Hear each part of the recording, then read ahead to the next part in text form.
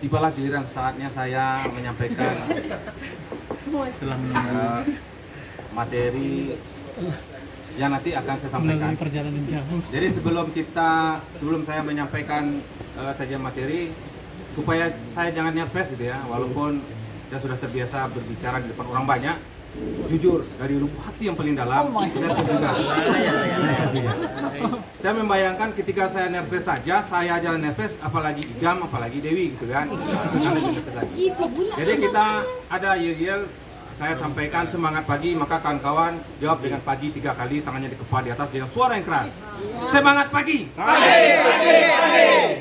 Terima kasih, tepuk tangan untuk kita semuanya.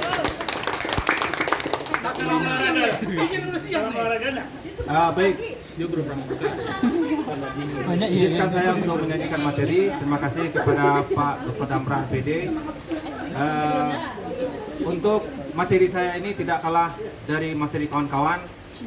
Di sini setelah saya catat materinya itu yang strategi pembelajaran PJOK itu pertama Pak Ari, alhamdulillah tidak hadir bersama kita. Saya mengharapkan Pak Ari ini memberikan nilai pada saya itu maksimal gitu ya. Kemudian yang kedua itu strateginya Windy, ya, ada Windy di situ. Kemudian yang terakhir mungkin saya lah ya. Jadi ada 3 kami. Jadi kami ini trio strategi. Jadi mudah-mudahan nanti apa yang disampaikan oleh teman kita Ari dan Windy, mungkin saya menambahkan dan mungkin tidak menyempurnakan. Yang menyempurnakan kita sama-sama ya.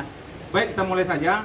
Sebelum kita berbicara tentang strategi pembelajaran PJOK, kita memulai dengan paradigma pembelajaran dulu. Strategi ini sebenarnya sangat penting sekali dalam kegiatan kita mengajar. Kita mulai dari paradigma dulu pembelajaran. Ada 2 yang mungkin kita sulit membedakan antara pembelajaran dengan pengajaran. Pengajaran biasanya itu adalah pusatnya adalah pada guru. Nah ini sebenarnya sudah lama ditinggalkan. Tetapi pembelajaran adalah objeknya bagaimana siswa itu aktif. Kemudian guru sebagai fasilitator. Nah itu kalimat pembelajaran. Jadi antara pengajaran dan pembelajaran satu hal yang berbeda. Baik, sebelum kita masuk kepada strategi, yang pertama adalah paradigma peran guru. Nah, guru, kalau zaman dahulu guru itu sebagai satu-satunya sumber belajar. Ketika tidak ada guru maka siswa tidak belajar. Tetapi sekarang tidak, sudah berubah dia. Guru sekarang menjadi fasilitator, menjadi tutor, menjadi skenario, menjadi sutradara atau menjadi direktur gitu. Nah, jadi dia mendesain pembelajaran yang nantinya mengantarkan siswanya bisa belajar, kalau bahasa Inggrisnya active learning. Siswa yang aktif dalam belajar. Tentunya ketika kita mau melakukan pembelajaran yang siswanya aktif, ada perencanaan yang harus kita desain sedemikian rupa. Nah itu paradigma yang pertama. Kemudian yang kedua adalah paradigma peran siswa. Nah siswa sekarang, teman-teman sekalian pahami bahwa kita harus mempersiapkan generasi milenial abad 21, 4C. Kita harus menggiring siswa itu memiliki 4C tadi. Apa itu? C yang pertama adalah kritis. Bagaimana kita mendesain pembelajaran supaya siswa kritis. Yang kedua adalah bagaimana kita mendesain pembelajaran siswanya kreatif. Yang ketiga adalah bagaimana kita menciptakan suasana belajar itu supaya siswa kita bisa berkolaborasi, bekerja sama. Dan yang terakhir, kita mendesain pembelajaran bagaimana siswanya itu bisa komunikasi. Jadi 4C ini menjadi target kita untuk mengantarkan generasi 4.0, revolusi industri. Jadi tidak ada lagi kita datang ke kelas itu, kita yang mendominasi, siswa ibaratkan gelas kosong yang kita isi. Nah, ketika kita tidak mengisinya, maka gelasnya tetap kosong saja. Kira-kira seperti itu. Nah, kemudian yang ketiga adalah paradigma materi pembelajaran. Jadi materi pembelajaran apa yang kita ajarkan hari ini, saya sepakat yang disampaikan oleh Yuda. Jadi materi yang kita ajarkan, misalnya kita mengajarkan lompat, lempar, tolak dan segala macam, itu juga bisa kita siswa itu bisa mengimplementasikan dalam kehidupan sehari-hari. Yang sportivitas itu bagaimana, menghargai orang itu bagaimana. Jadi setelah dia belajar olahraga, dia punya karakter yang kita inginkan. Nah, itu dia, materi kita itu tidak hanya berfokus pada ilmunya saja secara monoton. Nah baik, kita masuk kepada strategi pembelajaran. Apa itu strategi pembelajaran? Kita batasi menjadi 3 keyword, kata kuncinya. Saya akan mendefinisikan apa itu strategi, kemudian kedua apa tujuan strategi pembelajaran, kemudian apa-apa saja bentuk dari strategi pembelajaran. Sebenarnya sebelum kita membahas strategi ini, ada hal yang harus kita pahami. Dalam strategi itu sebenarnya ada lagi pendekatan pembelajaran, ada lagi di situ metode pembelajaran, ada lagi model pembelajaran, ada lagi teknik pembelajaran, ada lagi taktik pembelajaran. Yang terakhir ada lagi gaya. Nah ini satu kesatuan yang tidak bisa kita pisah-pisahkan. Nah tadi Zainal telah menerangkan metode. Jadi metode yang dimaksud Zainal itu kan menjadi rancu ketika kita tidak memahami apa konsep metode yang dia giring. Apakah metode ini metode yang kita ajarkan dalam pembelajaran? Ya.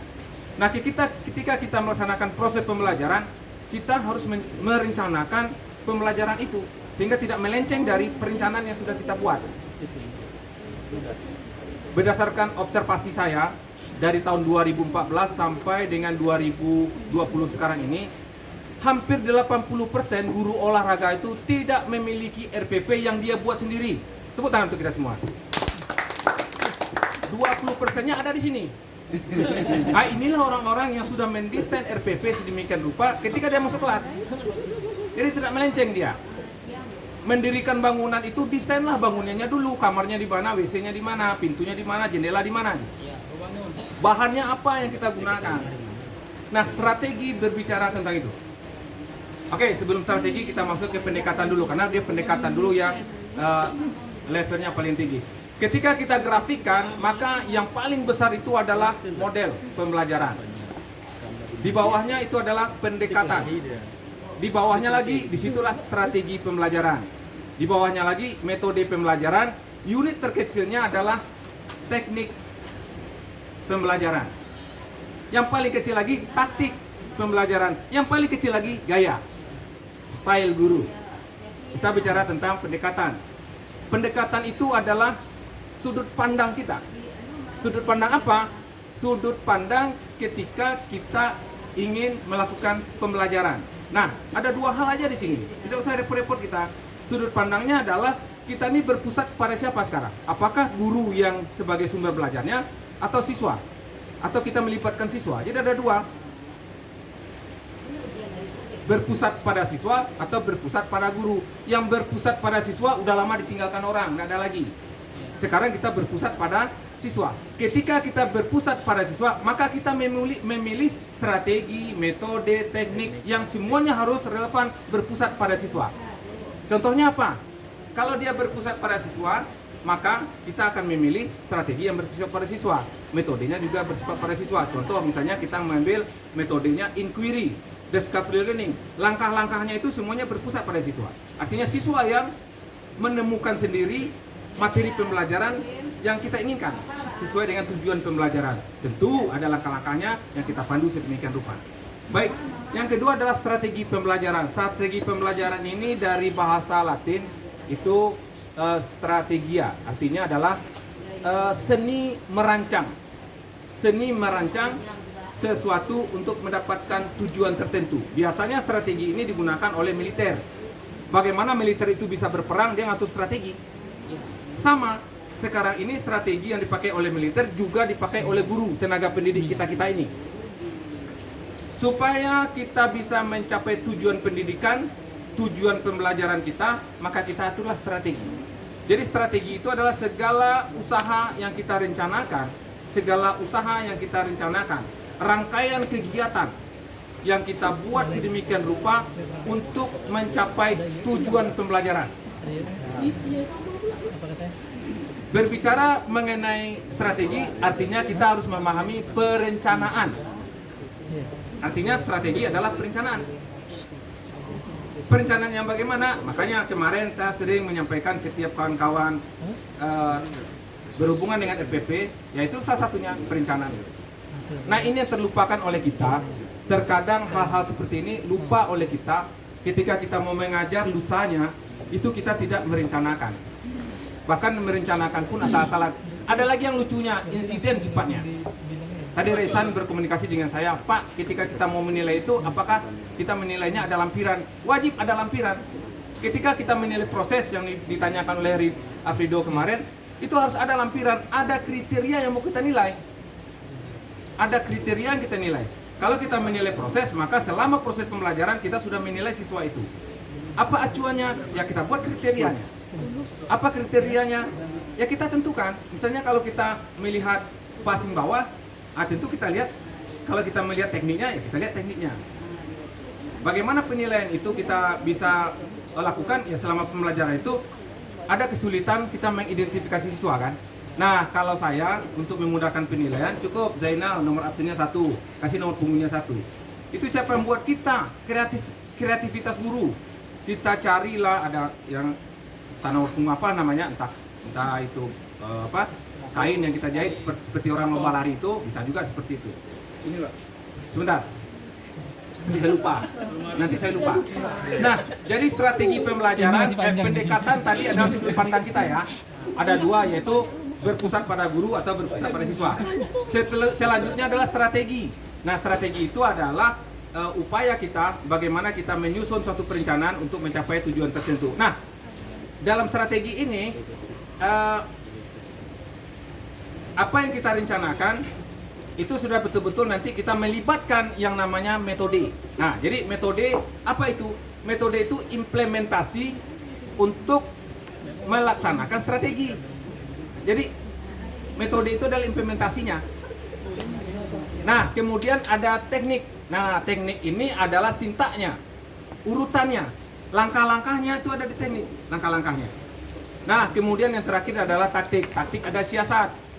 Siasat ini begini, kawan-kawan. Ketika kita mengajar di kelas yang jumlahnya 25, pasti akan berbeda dengan kelas yang jumlah 36. Nah, itu teknik tersendiri, siasat. Ketika kita mengajar pagi, akan berbeda dengan mengajar siang. Itu juga teknik atau siasat. Saya tidak mencontohkan, mungkin waktu juga. Nah, kemudian yang terakhir adalah gaya. Gaya itu adalah style guru. Dari mana mulai style guru? Mungkin dari penampilan. Ya, kadang-kadang sekarang guru olahraga itu ada pula dia punya style yang mereknya Adidas saja. Baju Adidas, celana Adidas, sepatu Adidas. Walaupun KW tapi Adidas. Nah, ada yang guru acak-acakan saja.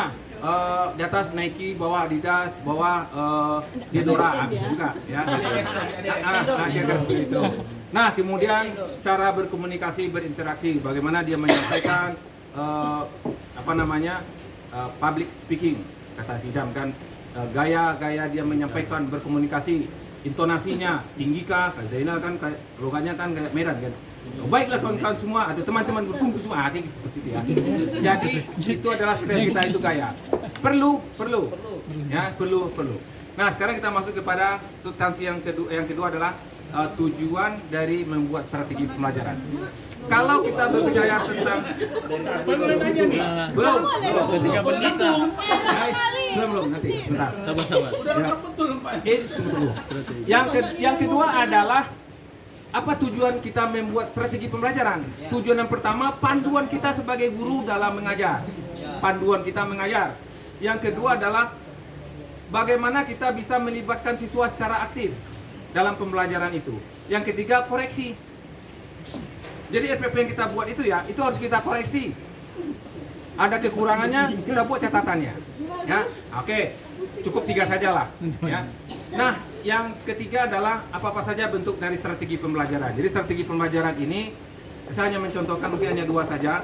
Yang pertama bisa strategi yang berbentuk inquiry learning.